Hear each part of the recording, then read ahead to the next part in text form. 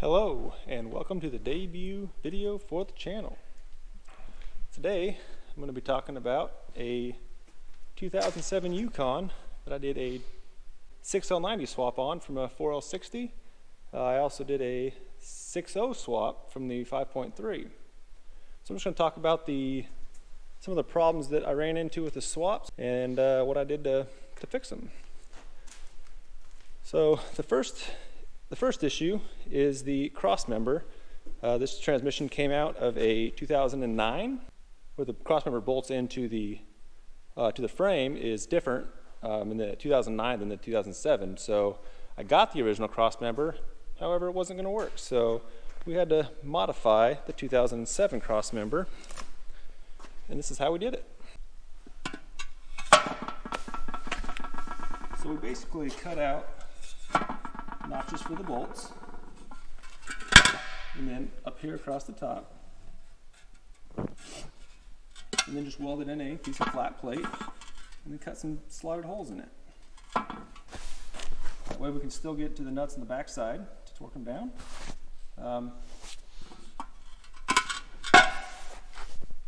Guess I should have mentioned the 6L90 is that's about where the factory holes in the 4L60 were, so it's about an inch longer. Another issue that we ran into, the drive shaft. This drive shaft out of the 2009 3/4 ton was a 1410 U-joint. The 10-bolt rear end that's in my 2007 half ton, it was some weird thing like 3AL or something like that. It required some sort of way to adapt from this drive shaft down to the 10-bolt rear end. I could have just cut this off, welded my other end on there, but then I'd have to find the right guys to do it, and I just couldn't find anybody locally. So I went a different route. So this is an adapter U-joint. It goes from a 1410 down to a 1350. So on a 10-bolt rear end, 1310 is the largest yoke you can get. Remember, I'm trying to go to a 1410, but I couldn't get a yoke for a 10-bolt that went that big. It just doesn't make sense. Why do you need that big of a U-joint for such a small rear end? That's going to fail before a U-joint will. So the largest that I could get was a 1350, which is why I did an adapter U-joint on the drive shaft. I had to do both in order to make that big drive shaft work with this tiny little rear end. Now, I understand that that's probably going to create some issues in the rear end down the road, but this is my wife's rig, so she doesn't drive too aggressively. It'll probably be me that breaks it when we're on vacation and just want to have a little fun with it. Another issue we had on this 4L60 to 6L90 swap was the bracket that held the gear selector cable. We'll look at the 4L60 one first, then you'll see that it's quite obvious that it's the wrong size and won't work. It has this 90-degree angle, comes down, the cable comes out here over to the gear selector. So see, this bracket is significantly simpler.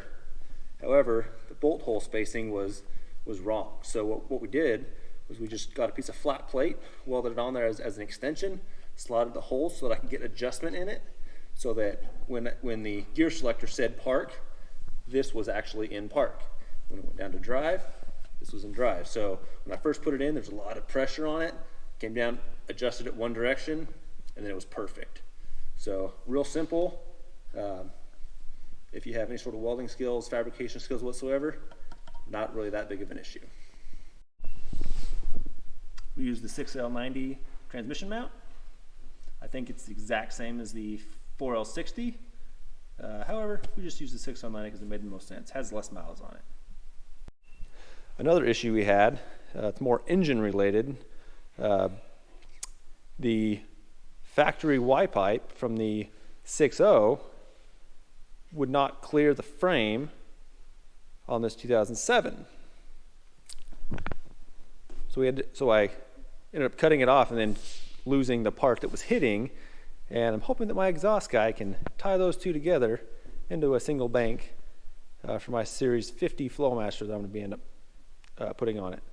The 5.3 would fit, however, I was having some bank A or bank B check engine codes, so figured maybe it was a clogged catalytic converter, so I went ahead and just used these new ones that are, that are at 60,000 miles. So these should be good to go. Another issue that we had with mounting the engine was the engine mounts. The 6.0 from the 2009 would not work in the 2007. When these bolts are in, the angle of this to the engine is completely wrong. So we ended up having to use the old 2007 5.3 mounts because the 6.0 2009 mounts would not work. So bought this motor and transmission as a set. They both came out of the same 2009 Yukon. Bought it on eBay, actually from a guy that was about an hour down the road, so it worked out well. Local pickup, didn't have to pay any shipping, so I was able to save some money. Had 60,000 miles on the Yukon.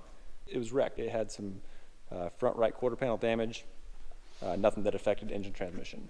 Got the engine, transmission, transfer case, got the drive shaft, cross member, got the Y pipe. I got literally anything and everything that I wanted. The guy was super cool. Left me his phone number so I could call him back if there's anything that I found I needed later. I could call him up and just run down there and get it. Super cool dude. So if you notice, I got a nice shiny new bell housing on this thing. Probably wondering why, aren't you? All my experience working on vehicles is pretty much from the firewall forward. Literally, this is the first thing that I've ever done with a transmission. So I made a mistake.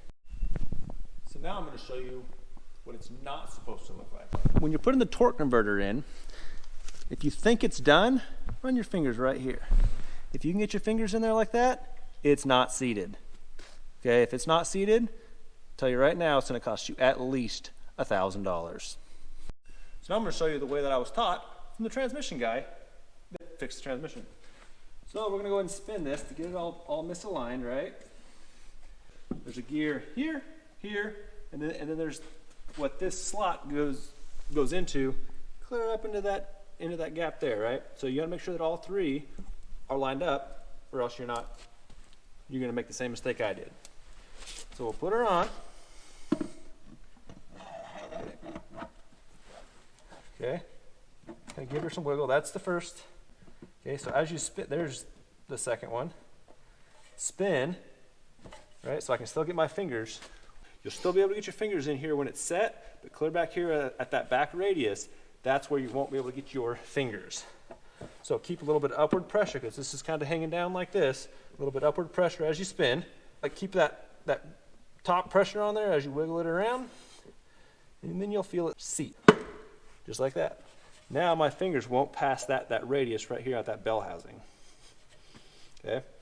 When we install this should be free spinning at all times during the install. If at any point you stick your fingers up in here and you cannot spin that torque converter, that is not seated. You need to pull it back apart, make sure that it's seated. One thing that I did, I marked the slot on here.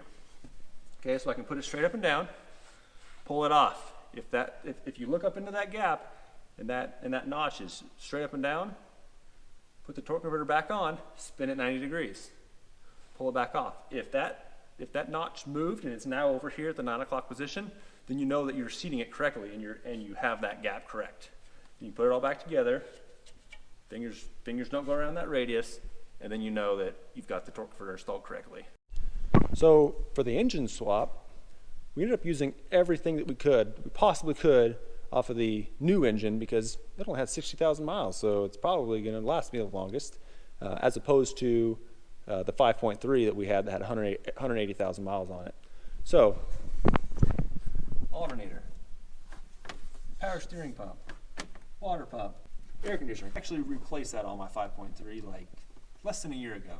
So we're going to go ahead and use the one off the 5.3. Because I got the harness with the engine, everything worked. Everything just clicked right in. Computer.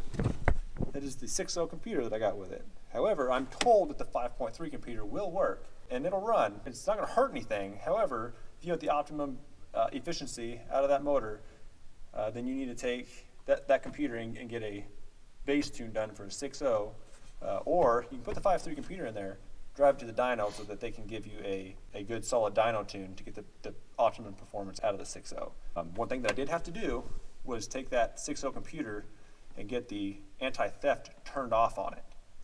Another thing I ran into, when the 2009 Yukon was quarter paneled, it destroyed the airbox and the mass airflow sensor. So the mass airflow sensor that I'm currently running is the old one from the 5.3.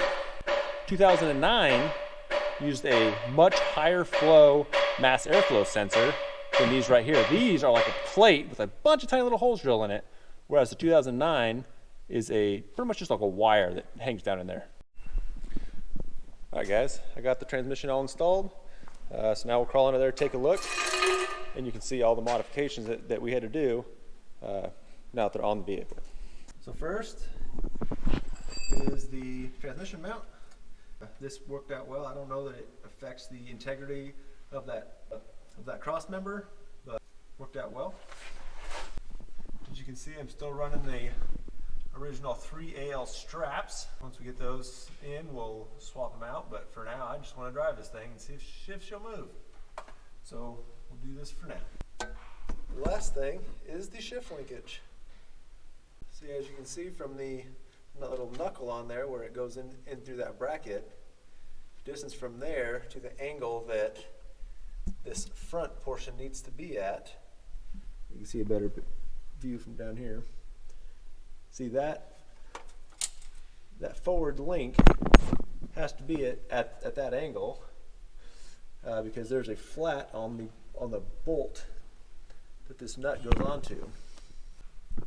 So since we got the bracket extended, it allowed this all to sit there at the correct angle and allow us to actually shift the transmission. All right, so why did I do this swap? So this 2007 5.3 is got active fuel management, drive on demand, whatever your flavor of the day is, it's the same thing. These lifters are known to stick in them and hold the valves open. What do you do? Well, there's plenty of videos out there that talk about tricks and stuff that you can do. Basically, they take a push rod, grind a little flat on it, stick it down and just hammer away on it. So that's the kind of work you do, then knock yourself out. I was looking into deleting drive on demand. It cost me about $1,200 just for parts. About $4,000 is what I was quoted to have a shop do it. I got the motor and transmission, harness, all that stuff for $4,000. All right, guys, that's the end of the video. If you like what you saw, please leave a comment. Any questions you have, I'll try to answer them as best I can. But yeah, like, share, subscribe, and I'd really appreciate it.